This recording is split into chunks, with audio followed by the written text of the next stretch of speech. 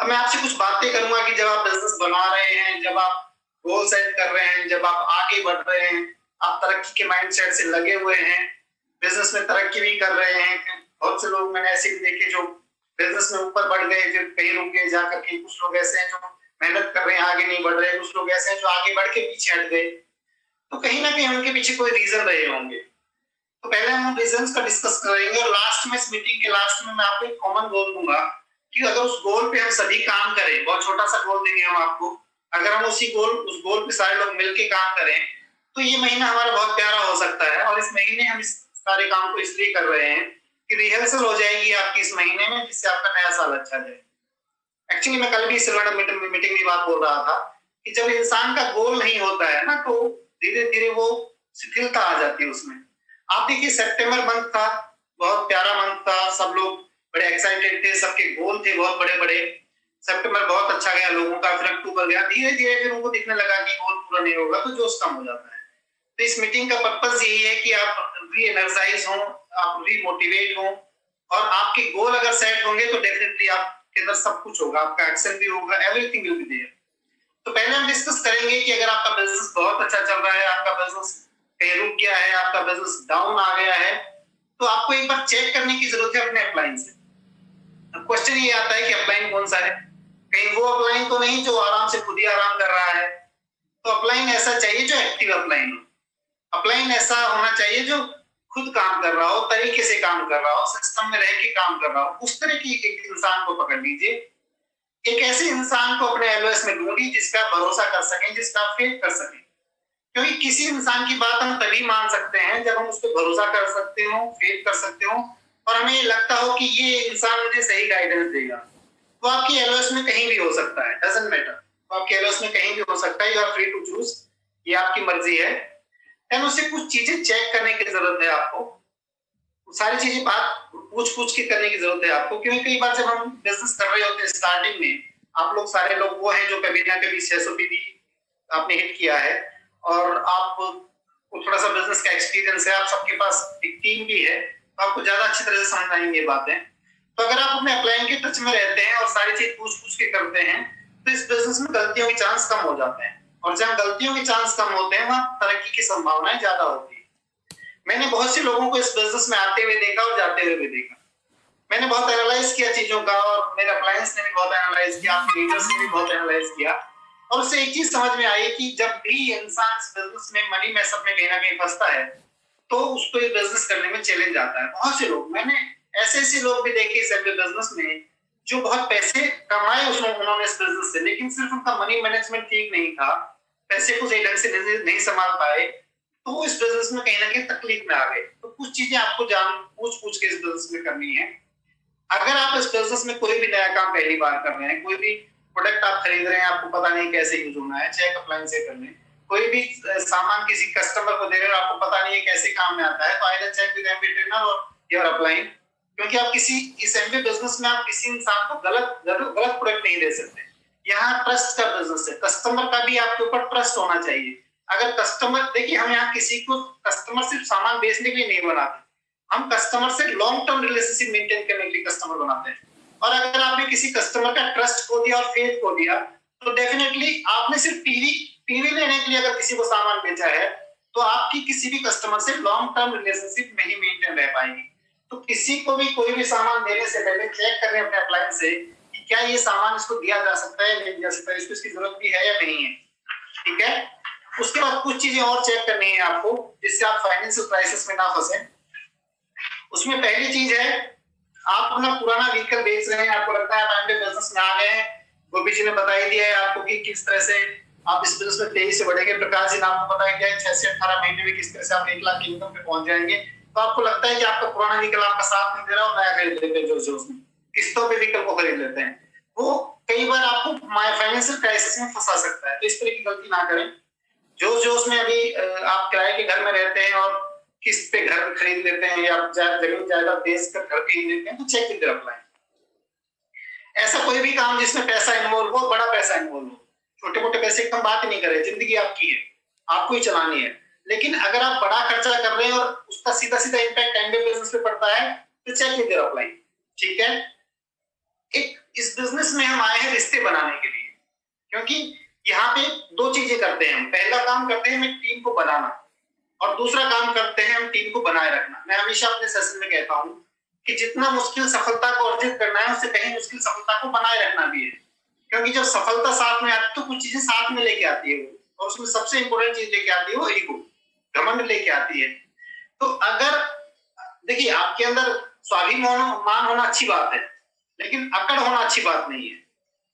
अकड़ में और स्वाभिमान में कोई बहुत ज्यादा अंतर नहीं है, थोड़ा सा ही अंतर है। जो आदमी जिसके अंदर अकड़ है वो अंदर से खोखला है और जिसके अंदर स्वाभिमान है वो आदमी कॉन्फिडेंट है, उसके अंदर फेथ है खुद को लेकर के, उसके अंदर ट्रस्ट है खुद को लेकर के, तो ही इज कॉन्फिडेंट।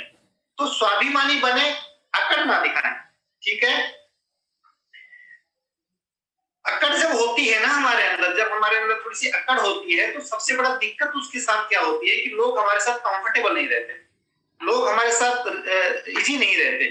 और जब लोग हमारे साथ इजी नहीं रहते तो बहुत मुश्किल होता है कि हम उनसे रिश्ते बना के रखें। इस बिजनेस में इस बात को जरूर कैलकुलेट करें कि कितने लोग आपके साथ खड़े हुए हैं, कितने लोग आपकी टीम में रुके हुए हैं, कितने लोग आपको पसंद करते हैं, तो आपकी सक्सेस बनी हुई है। जब आप देखिए you are a leader, leader कब है? जब आपको कुछ लोग फॉलो करते हैं। वह इंसान कभी लीडर नहीं हो सकता जिसको कोई फॉलो नहीं करता। वह इंसान कभी लीडर नहीं हो सकता जो किसी को फॉलो नहीं करता। लीडर को भी किसी को फॉलो करना पड़ता है और लीडर के भी फॉलोअर होते हैं। तो आप अगर अकेले मैदान में खड़े हो तो you are not a leader, आपको भी बहुत चेंज करने की जरूरत है। और उसमें सबसे इंपॉर्टेंट है कि लोग आपसे साथ कंफर्टेबल रहें, लोग आपसे इरिटेट ना हो। और जब हमारे अंदर अकड़ होती है तो हम लोगों को अपना नहीं बना सकते, क्योंकि हम उनकी प्रशंसा करना भूल जाते हैं, हम उनकी बातें सुनना भूल जाते हैं, सिर्फ अपनी अपनी गाते रहते हैं। तो इस तरह की चीजें हमारे अंदर ना करें, ठीक है। कई बार लोगों की ईगो हम हार्ट भी कर देते हैं, उनको रेस्पेक्ट ना दे करके, उनको आदेश दे करके बोलने में, उनको उनके ऊपर कोई जोक मार देते हैं, कई बार हम एक कुटिल मुस्कान उन पे पास कर देते हैं। ये सारी वो चीजें हैं जो लोगों को आपसे दूर करती है। तो इस बिजनेस में आप लोगों को नजदीक लाने के लिए है, नहीं कि लोगों को दूर भगाने के लिए। चाहे वो आपका पीसी हो, आपका कस्टमर हो, चाहे आपका एडीआर हो, चाहे एक जनरल आदमी हो, आपका व्यवहार हमेशा सबके साथ अच्छा ही होना चाहिए। अगर आप एक सक्सेसफुल पर्सन बनना चाहते हैं, तो अगर आप एक बड़ा लीडर बनना चाहते हैं, आप लोग मानेंगे कि पैसा कमाना इंपॉर्टेंट है। यस, पैसे को कमा करके मैनेज करना भी बहुत इंपॉर्टेंट है।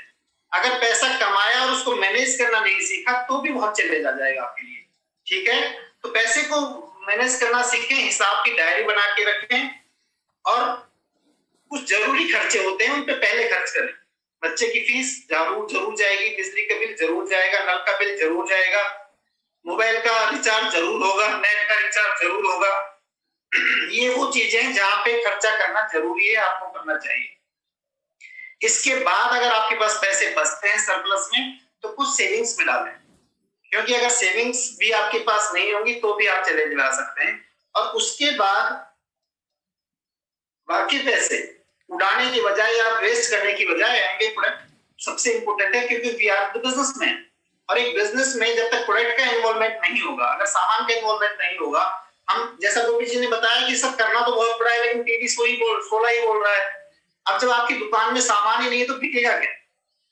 तो बहुत जरूरी हो जाता है कि आप टर्नओवर करना सीखें, किस तरह से आप अपने टर्नओवर को मल्टीप्लाई कर सकते हैं, किस तरह से आप अपने पर्सनल टीवी को किस तरह से बढ़ा सकते हैं, उसके लिए भी आपके पास पैसा होना चाहिए, ठीक है। वो हमने बहुत अच्छा तरीका बताया था कि आप सामान को एक बार खरीद लें और फिर बार बार कस्टमर को रिटेल कर करके जो पैसा उसमें ऐड होता जाए, उससे अपना टर्नओवर को बढ़ा सकते हैं, ठीक है। ये सारी चीजें आपको चेक करनी चाहिए। बहुत ज्यादा टीचिंग मैं यहाँ नहीं दूंगा, क्योंकि आज कुछ अलग चीज बताने वाला हूँ थोड़ी देर बाद, ठीक है। सबसे बड़ी खतरनाक चीज पता क्या है? कैश में चीज खरीदना है, नो इशू, एक बार खर्चा होता है, लेकिन अगर किसी ने किस्तों पर सामान खरीद लिया तो बहुत चैलेंज होता है। तो किस्तों पे सामान खरीदने से पहले चेक कर लें कि क्या आपका फाइनेंस इतना स्ट्रॉन्ग है आने वाले दिनों के लिए भी, कि जो किस्त वहां से आएगी वो आप चुका पाएंगे। क्योंकि बहुत से लोगों को मैंने देखा जोश में उन्होंने बड़ी चीजें खरीद ली किस्तों पे, लेकिन बाद में वो उसको सर्वाइव नहीं कर पाए, मुश्किल में फंस गए, वो ट्रैप हो गए मनी के चक्कर में, ठीक है। गलत आदतों की हमें बिजनेस में जगह नहीं है, क्योंकि हम हम फैमिली बिजनेस करते हैं, हम लोगों के साथ पारिवारिक बिजनेस करते हैं। अगर हमारे अंदर कोई भी गलत आदत है तो हम लोग उनसे लंबे रिश्ते बना के नहीं रख सकते। हम किसी के परिवार में एंट्री नहीं कर सकते अगर हमारे अंदर गंदी आदत है। और गंदी आदत का मतलब सिंपल सा समझ लीजिए, वह चीज जो समाज पसंद नहीं करता, हम पसंद नहीं करते, लोग पसंद नहीं करते, ठीक है, वह चीज जो हम अपने बच्चों में नहीं देखना चाहेंगे हमारे अंदर भी नहीं होनी चाहिए। अगर ये सारी चीजें हैं, गोपी ने बहुत अच्छा बताया विचारों के बारे में कि हम नेगेटिव विचारों को रोक नहीं सकते, लेकिन नेगेटिव विचारों को पालो तो मत। विचार आना स्वाभाविक है, आपके दिमाग में आएंगे आएंगे, लेकिन क्वेश्चन ये है कि आप कौन से विचार को पालते हो। अगर आप फोकस नेगेटिव विचार पे करते हो तो नेगेटिव विचार ग्रो कर जाएगा। अगर आप फोकस पॉजिटिव विचार पे करते हो तो पॉजिटिव विचार ग्रो हो जाएगा। अब क्वेश्चन ये है कि आप किसको खाद पानी दे रहे हैं। तो मैं ये कहता हूं कि विचार आना स्वाभाविक है, क्योंकि दिमाग का प्रोसेस इस तरह चलता है, लेकिन किसी नेगेटिव विचार को पकड़ के ना रखें, पाल के ना रखें, उसको सींचे ना, बढ़ने ना दें। पॉजिटिव विचार को सींचे, पॉजिटिव विचार पालें, ठीक है। इस बिजनेस में एक बहुत इंपॉर्टेंट चीज होती है रिलेशनशिप में। बार बार कह रहा हूँ, रिश्ते अच्छे होने चाहिए, और इस बिजनेस में रिश्तों के लिए बहुत अच्छा रोल जो अदा करती है वो लेडीज करती है, क्योंकि लेडीज रिश्ते बनाने में माहिर है। इंसान हमेशा बात करेगा देश की राजनीति की, किसको हराना है, किसको जिताना है, किस देश की इकोनॉमिक कंडीशन, के घर की इकोनॉमिक कंडीशन की नहीं पता होती उसको, लेकिन किस देश की इकोनॉमिक कंडीशन क्या है उसका पता होता है। और लेडीज की जो बातें घूमती हैं वो परिवार के आसपास घूमती हैं। तो लेडीज रिश्ते बनाने में माहिर है, और इस बिजनेस में रिश्तों का बहुत इंपॉर्टेंट है। मैं चाहूंगा संगीता थोड़ा सा आपसे बात करें, फिर मैं आपसे बात करता हूँ। Please welcome Sangeeta. सभी को नमस्ते। मैं सिर्फ संगीता और हाउसवाइफ है, हस्बैंड के साथ मिलकर इस खूबसूरत से बिजनेस को बना रहे हैं। और धन्यवाद देते हैं परमात्मा को कि बिजनेस हमारी जिंदगी में आया।